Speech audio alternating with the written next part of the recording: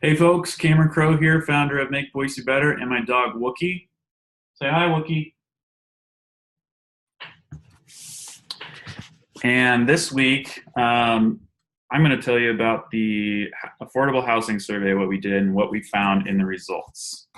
I'm going to share my screen and kind of talk you through it. All right, this is the Make Boise Better homepage. This is where you sign up to join our group if you're an engaged and thoughtful Boisean and you really want to have facts for the big important issues that are going on in Boise on a regular basis that everybody's talking about and debating. Well, there's not a lot of numbers or quantification of anything, so you really wonder, is that story really true for all Boiseans or a lot of Boiseans, or is it really just the kind of the noisy, vocal, hyper opinionated ones that seem to get in the news? Anyway, so as you see here, the most recent post is the housing analysis. So I'm going to take you first to the housing survey results. So this is what we always do. We always, if you join our mailing list, and that's just how you do that here, then you'll get an email every Monday morning, and it's the invite to the new survey. We've done things from whether or not Boise's fame is good for it, the environment. This week is affordable housing. Next week we're going to do one on public transportation, but we've done a lot of them, and you can check out all the results and all the analysis for free on our site. Anyway, we collect those results and then we make them public. So we tell you a little bit about the topic here. This week it was about affordable housing, and then we throw some preliminary findings up for you, and then we link to the results here. Results look like this, and these are auto updating. So if we get more survey results after this is posted, this is going to be reflecting that. So here you can see how the data broke down on all of our survey questions. That's one thing that we are doing radically different than other research companies. Our stuff is all out there. You can see all of it. What we sell that's paid is the chance to slice this stuff, but the overall results is free for everybody to see. So we've got all of our answers. Also, all of our surveys are short. They're usually 10 questions. And the last two are typically on each topic. What do you think people pay too much attention to? And what do you think people don't pay enough attention to? That helps us know what we think things are overblown, and which things maybe are important but aren't getting enough exposure. Or maybe there's like an emerging story that isn't really being told yet. So you can scroll through all these comments, and they're really interesting. And I highlight some of them in the analysis. So those are the results. Now let's go to the top. Here's those were the results, and this is the analysis. And we start every analysis with a little kind of explainer on how these work. Basically, what we say is what we want to do in these analysis posts are provide the views that you can't see in the results. By that I mean slicing it and dicing it. So maybe you want to know, you can see how everybody responded to an overall question, but you kind of want to know how a specific group responded to it. For instance, let's say you want to know about Boise culture, if Boise's welcoming of new people, but you don't just want to see what it overall is because that's already available. You want to see if there's any difference between men and women, how they feel about that. That's what you call segmentation. And that's really what we want to do in these analysis posts, but we can't do it if we don't have more than 50 responses per week. Because there's just a risk that if you compare small amounts of responses in each group, they could be kind of out of whack. You might have some weirdos that end up in those groups that aren't really like the rest of the people in that group. So we want to get to, hopefully we're shooting to get to hundreds and maybe eventually 1,000+ responses per week, but as we're getting started, we're going to hold off on any segmentation unless we get 50 responses or more. You can help us get those responses by taking our weekly surveys and signing up and inviting other people to sign up. Okay, so let's talk about this week's stuff. Affordable housing.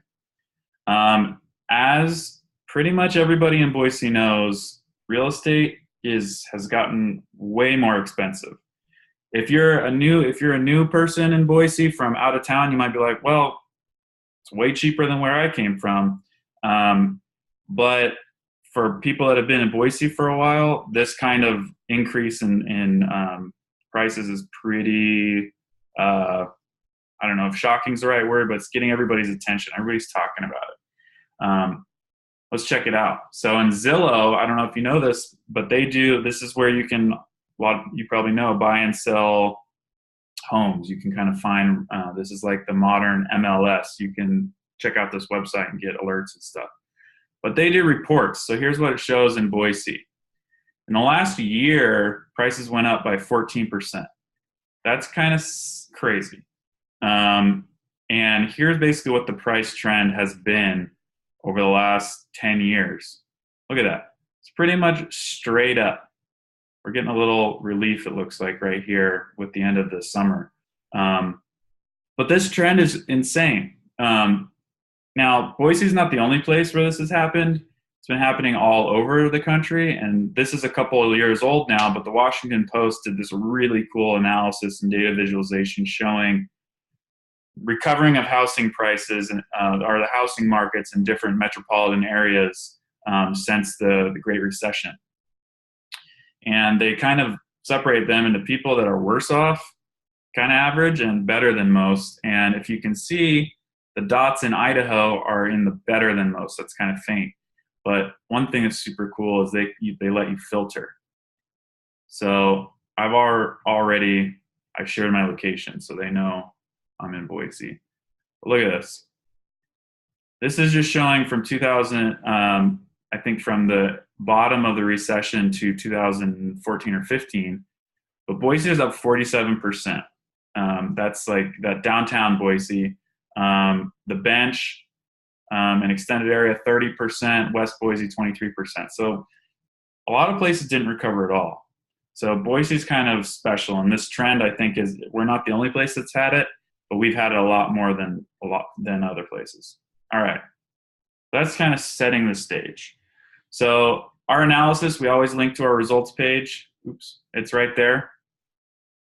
But then we kind of normally, like I said, we would do segmentation on these results to show you like the story that's underneath the surface. Because we don't have enough responses, we're basically just going to comment on the overall results and what we're thinking about that, what I'm thinking about that. First one, no one thinks prices are going to go down in the next 2 years. So here's the question. What do you think will happen in housing prices in the next 2 years? Besides a few people that said they'll be about the same, everybody thought they'd be higher or much higher. Nobody thinks they're going to turn around and go lower, which is interesting because I think a lot of us don't believe this trend of just boom, boom, up, up, up, up, up is going to keep going forever. Real estate is cyclical. So it's going to level out or probably correct a bit, but we just don't know when. But, our respondents aren't thinking soon. All right, different definitions of affordable. So we asked this question, of the available options, at what purchase price do you consider a home no longer affordable housing? So if you picked 300,000, you're saying 300,000 and above is not affordable housing anymore. So looking at this result, I got to thinking, this is really spread out. This isn't like a lot of our questions where the majority picked one option and then there's a few people on the edges. This is like pretty much, there's a bigger group in 250,000, but this is really spread. And that basically means, if I interpret this correctly, people don't really know what affordable housing is. And we'll just assume that I didn't make this question confusing with the wording. But basically, affordable housing is, according to Wikipedia, which I know you're not supposed to cite Wikipedia in academics, but this is a great one-stop shop for high-level information. Affordable housing is housing that's deemed affordable to those with a median household income. Okay, median household income. What does that mean? Well, that basically means that's the middle of the road in terms of income. So it's not the average, which can be skewed by really low incomes and really high incomes.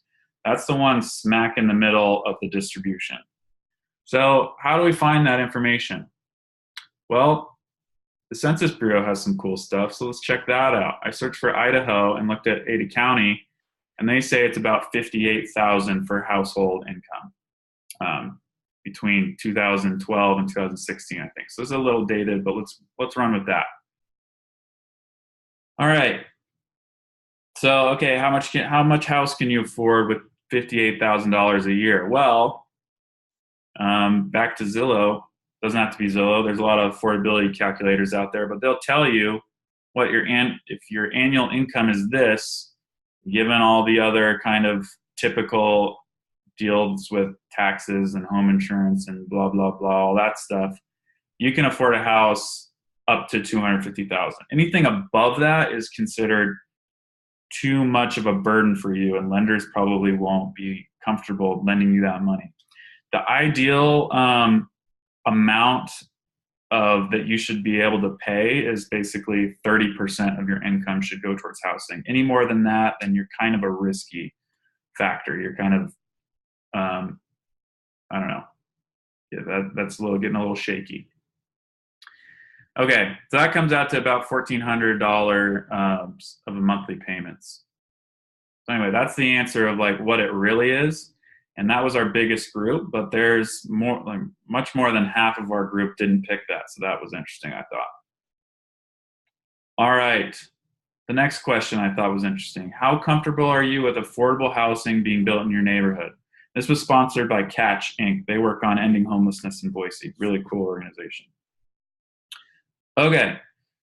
So the answer to all this stuff is we need to build affordable housing, right? We need stuff that's less than $250,000 to buy, or less than $1,400 to rent. So how comfortable are you feeling about that? There's this concept of NIMBY. NIMBY is an acronym for Not in My Backyard. And that's a lot of the narrative that I've been seeing at the city. City is doing these workshops on growth. They've been really cool. I've been to both rounds of them. Highly recommend everybody get involved in those and kind of share what you're thinking with the city. But a lot of people are saying, yeah, we need more affordable housing in Boise. No question about it. It's getting too expensive and a lot of people can't live here anymore. And we don't want that. We want everybody to have a place in Boise that wants to be here as much as we can. But these folks are like, I want people to be able to live here, but not in my neighborhood, not in my backyard. I like my expensive neighborhood. I don't really want, I might not want lower income folks. I definitely don't want apartment buildings. I want my bucolic, maybe not bucolic. I want my fancy houses, big yard, and nothing really else that's different than that around me. That's how it's always been. I want it to stay that way. So that's kind of what I expected to see. I thought people would be uncomfortable building affordable housing in their neighborhoods. But that's not really how it panned out. If you look at this, it's about, that's about 35%. That's about 25%. So we're talking about 60% of this group is very comfortable or extremely comfortable with putting affordable housing in their neighborhood. And then in terms of the people that aren't feeling so good about it, that's only about 15% of our 38 samples. So that's not what I expected. I thought this would be a little bit more like the trend the other way. Bigger group, bigger responses in the not so comfortable and less in the extremely comfortable, but it's flipped. So that kind of begs the question. Is that true? Are people telling the truth? Like, we all kind of know we should need a more affordable housing in Boise. And are you just saying what you know the correct answer is, but like in actuality, you'd be not so comfortable or good with it if it was like literally like your next door neighbor that was going to demolish their house and make an apartment complex? So there's that. There's one take, but maybe they're telling the truth. Maybe this whole NIMBY thing It's certainly true for some folks. I've heard it and we've seen it in the paper, but maybe it's not what a lot of people think. And it's for this isn't, and our respondents aren't summing up all of Boiseans perspectives, but in this group, it wasn't really true. And that's kind of making me wonder, is the common narrative we have today that the NIMBY thing getting so much attention, is that largely those noisy and vocal opinionated Boiseans that are kind of setting the narrative? And is it actually that the quiet majority or the quiet majority of the, the engaged folks are actually supportive of this stuff? I'm not sure. I think if we got more data, we'd get closer to answering that. But if that is the case, that's really what Make Boise Better is all about, as I mentioned before. So that's super interesting too. Okay, we talked about segmentation, how you can slice answers by different different groups to see kind of what are patterns between different groups that you can't tell from the overall. We weren't able to do this, but I still like to speculate. I like to tell people what things I would have liked to check if we got to 50. So one question we asked was, are you aware of the city's workshops on growth? I mentioned I've been to a couple of those. They're great. I'm wondering if those people are more open or supportive of affordable housing because they've been talking about it a lot more. It's certainly on their mind a lot more, I think, if they've been going to these sessions. So I would have wondered if their answers look different. The other thing is, do you rent or own? So if you own your house, you might be less interested in the affordable housing because it doesn't really change your financial situation too much. Your mortgage payments are still the same. And all you might think about, besides hopefully the altruistic aspects of giving more people a chance to live around here, even if they don't make a lot of money, is I'm going to have more traffic. I'm going to have maybe more riffraff. Who knows? But if you're renting, that could actually change things. Your lease agreement's probably yearly, and when there's more cheap rental options in the neighborhood, that's more competition for where you're renting already. So your rate might go down. If it doesn't, you can kind of fairly easily leave and get the cheaper option. So that does affect you quite a bit. Those are the two things I would have liked to look at besides the normal stuff: age, income, gender, politics, etc. All right, we're getting close to the end now, but here are the comments that I thought were most interesting. I like to normally highlight just one that I think was really insightful, but there were too many that were interesting to me, so I wanted to highlight several. And instead of commenting on all of them, I decided to emojify my reactions. So that's a very concise way of sharing that. So one answer that I thought was interesting to the question, what do people pay too much attention to? And basically the comment here is people that grew up in Boise or maybe smaller towns are thinking too narrow about what housing is. It needs to be a single family house with a yard and all this stuff, and anything that's not that isn't good. I'm not sure if that resonates with all of you, but I thought that's pretty insightful and that's interesting. I have an upside down emoji because that's like a different way of thinking maybe. Not enough attention. This question was all about home shares or Airbnb, for instance. When there's not a whole lot of places to rent, and owners start to use their house for that puts even more pressure on rentals. There's not very much out there, and then that kind of drives the prices up, and I can see how that can hurt rental prices. So that was a good point. I didn't think about that, actually. I mentioned that when you're getting approved for a loan, they typically want you to be able to pay for your payments with a third or less of your income. So this person, who's quite old apparently, says they were told it was about 25, but they're experiencing more like 50%. And that really sucks. But I hear you. All right, the downsides of NIMBY. And this is kind of talking about how a development that was trying to make more units, probably more affordable, basically just got chopped down further and further and further by the locals until there was only less expensive homes that were really expensive, and it didn't really help at all with affordability, and there's a lot of other complications that come with that stuff. So that's sad. And then one simple answer, YIMBY. Yes, in my backyard. I like that a lot. Hashtag YIMBY, hashtag for the win. That is the next level. Once you know about NIMBY, you got to know about YIMBY.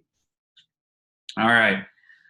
That is all. If you like this stuff, you should check out some of our other analysis. There's a link to it here. We tag all of our stuff, and we've got a lot of cool things here. So housing, the environment, alcohol, Boise fame, summer vacations, the list goes on and on. You should check it out. And last but not least, this is really important. If you read what we found, or you read our interpretation of some of this data, you might think, I don't believe that at all. That's bogus. People don't think that. Clearly the people you asked did, but that's not like what my experience is or what I hear all the time. So I'm not really sure that's legit. You might be right. I'm not saying this is true for everybody. What we're trying to do is get closer and closer to being able to get there, but we can't do it without getting more people involved in answering our questions. So if you don't buy it, I want you to make it better. I hope that you'll join us and answer questions too, and hopefully you'll invite other people to join and start answering questions. Ideally, if you think they're that demographic that isn't being represented. Together, we can really get closer to what the prevailing narratives are and should be, and what people really perceive.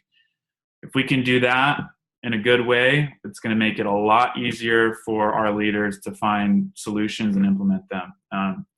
And just having discussions that hinge around facts work a lot better than anecdotes, in my opinion. Anyway, that's all for the screen share. Thanks a lot for watching. If you like this, please share it with somebody. These are the discussions that I think everybody should be having more often. So thanks a lot. Stay tuned for next week.